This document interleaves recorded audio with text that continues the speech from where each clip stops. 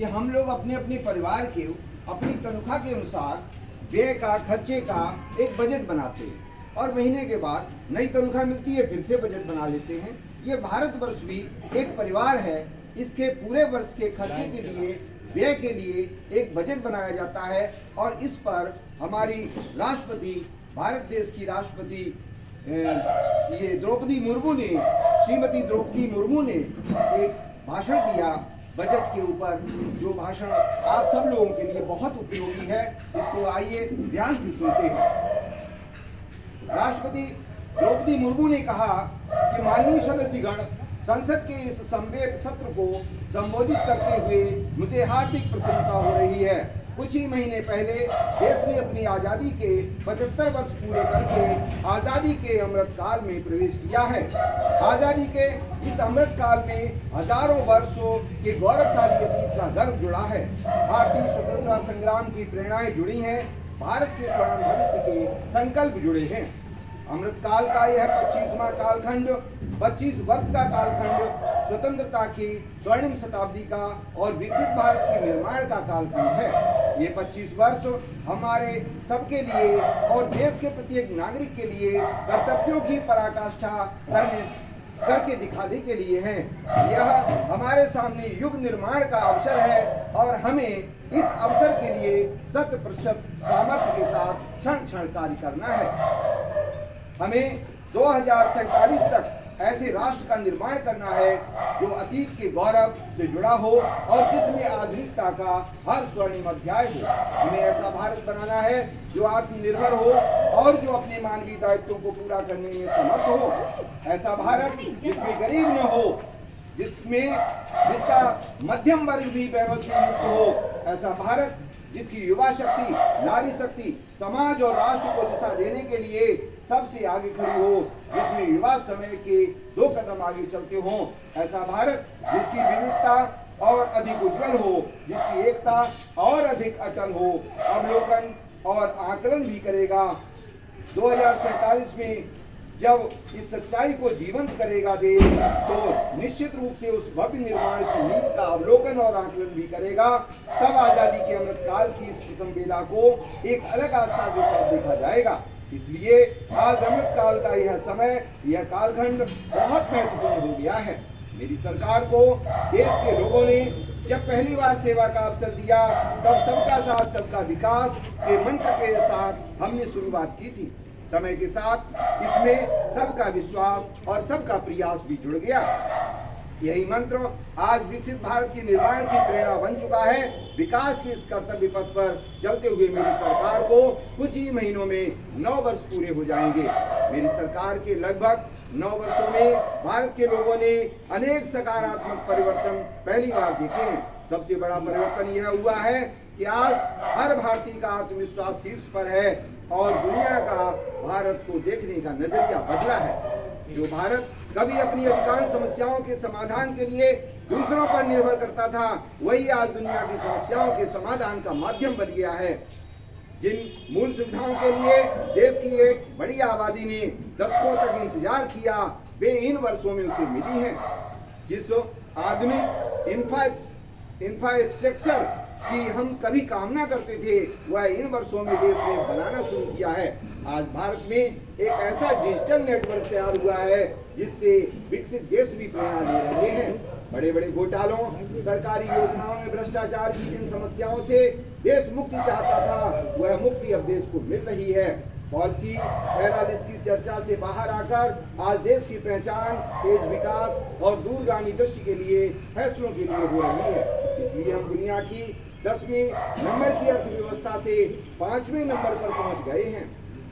यही वो नींव है जो आने वाले 25 साल में विकसित भारत के निर्माण के आत्मविश्वास को बुलंद करती है।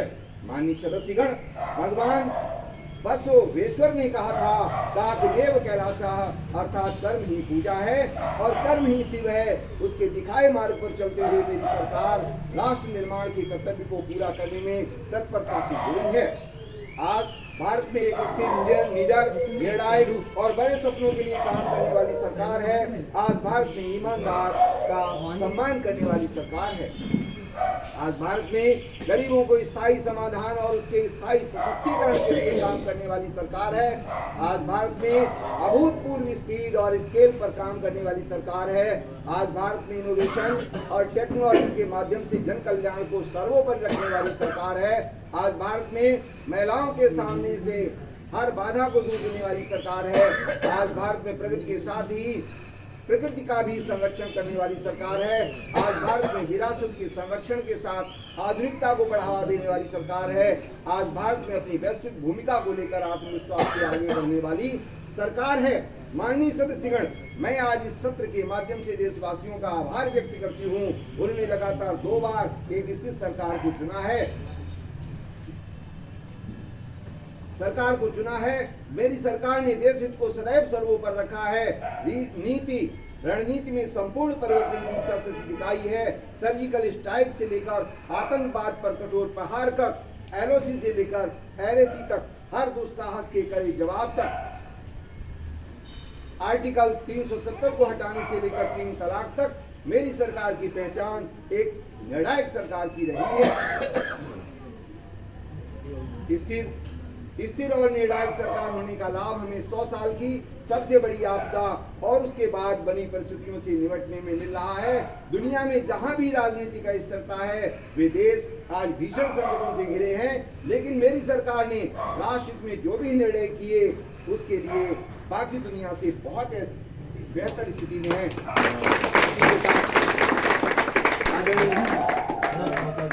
विधायक जी से मैं निवेदन करूंगा कि कुछ बिंदुओं पर आप भी प्रकाश डालेंगे।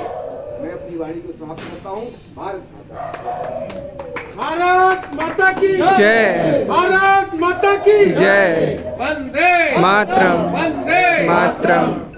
अब हम आग्रह करेंगे हमारे नगर के विधायक माननीय हमारे महेश जी से कि वो अपने इस भाषण के कुछ बिंदुओं में चर्चा करेंगे और लोगों को बताएंगे कि सरकार हमारी किस तरीके से अच्छा काम कर रही है और ईमानदारी से काम कर रही है। आज हम सब लोग यहाँ पर परिवार को लेकर आप सब बहुत, हमको लगता है बच्चा हम लोग बहुत अच्छे से पढ़ के बहुत अच्छे से उन्होंने हम सब लोगों के सामने आदरणीय मुर्मू जी जो अपने राष्ट्रपति हैं उनका विचार हम लोगों के सामने रखा है। देखिए, ये सरकार 101% गरीबों के लिए चल रही है, कमजोरों के चल रही है, न्याय के लिए चल रही है और जन जन के कल्याण के लिए चल रही है। अब ये हम लोगों का काम है कि ये जो बजट भाषण है ये कैसे नीचे तक लोगों तक पहुंचे और कैसे लोगों तक अपने ये भाषण के जो विचार उन्होंने राष्ट्रपति जी ने दिया है, बहन जी ने, वो कैसे नीचे तक ले जाए।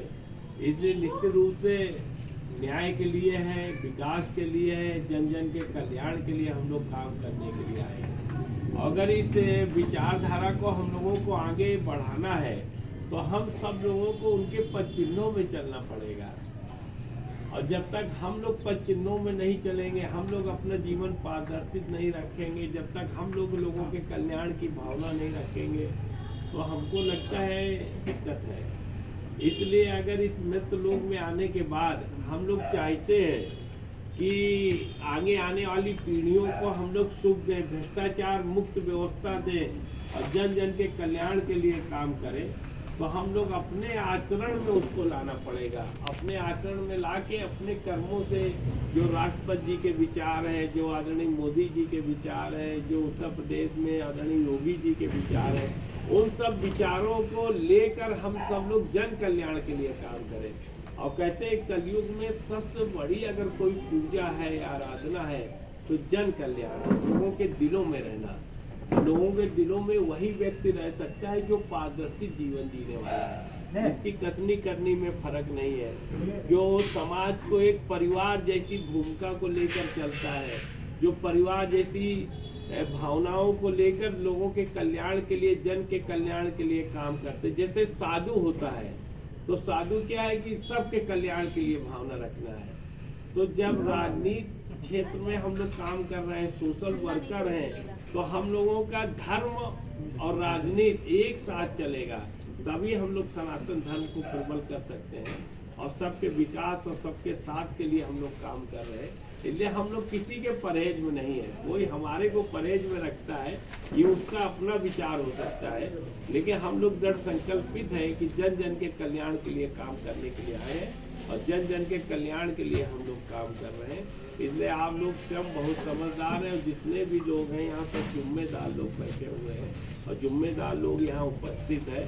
सभी लोगों से हमारा निवेदन है कि सब लोग मिलकर लोगों की चिंता करा करें, देखा करें कहीं कोई किसी को दिक्कत तो नहीं है। इसलिए सब लोग यहाँ पर उपस्थित होकर और हमारे जो ये बूथ अध्यक्ष हैं अपने राजेंद्र कुमार शर्मा जी, सेक्टर अध्यक्ष जी, उनके यहाँ पर हम लोग बैठे हुए हैं, उनको धन्यवाद देंगे और यही कहेंगे कि सब लोग जन जन की पूजा करो, जन जन को देखो, जन जन में ही नारायण है, सबकी आराधना पूजा में ही अपनी ताकत है। इसलिए हृदय को अगर प्रबल करना है तो हृदय में भगवान को रखकर लोगों के कल्याण के लिए काम करते रहें और जब हृदय में भगवान होंगे तो हम लोग जाबाज होंगे और सनातन धर्म भी जाबाज होगा, उसको कोई कमजोर नहीं कर सकता है। भारत माता की जय। इस कार्यक्रम की कड़ी को आगे बढ़ाते हुए जैसा कि हमारी सरकार जन कल्याण के काम को आगे बढ़ा रही है और वही हमारे विधायक जी जो हमारे सरकार का एक मुख्य अंग है, हमारी विधानसभा में विधायक के लेकर उन्होंने भी बताया कि हमारी सरकार जन कल्याण को काम कर रही है। तो हम लोग जो संगठन के लोग हैं इसमें भी हम लोगों को आगे भागीदारी निभानी है कि हम लोगों के आसपास के जो लोग हैं उनको अगर कोई विषय काम है तो जन कल्याण के कार्य को आगे बढ़ाते हुए विधायक जी को हम लोग सूचित करेंगे और कल के दिन हम विधायक जी हमारे ट्राईसाइकिल बांटेंगे जो विकलांगों के लिए अहम भूमिका निभाने का कार्य करती है। इसलिए हमारे यहाँ बीच में कुछ मोहल्ले के लोग बैठे हैं तो सबसे भी निवेदन है कि जिसको ट्राईसाइकिल की आवश्यकता हो, अति आवश्यकता हो, वो कार्यालय में एक हमारे दयानंद सोसाइटी के सेक्टर बिल्डिंग बेल में ये व्यवस्था दी गई है और हमारे दयानंद सोसाइटी के सेक्टर अध्यक्ष के माध्यम से अपनी एक आधार कार्ड और 2 फोटो लेकर के दयानंद सोसाइटी के जो सेक्टर अध्यक्ष हैं राजेंद्र शर्मा जी के माध्यम से वहां पर लेके पहुंचेंगे तो कुछ न कुछ हमारे विधायक जी द्वारा उनका जन कल्याण का काम जमीन में दिखाई देगा। अब इसको खिलवाओ और अब इस कार्यक्रम के समापन की घोषणा करते हैं और कुछ विधायक जी से निवेदन है, कुछ महिलाएं भी आई हैं हमारे मोहल्ले में, तो सबका धन्यवाद। हाँ, बहुत बहुत धन्यवाद।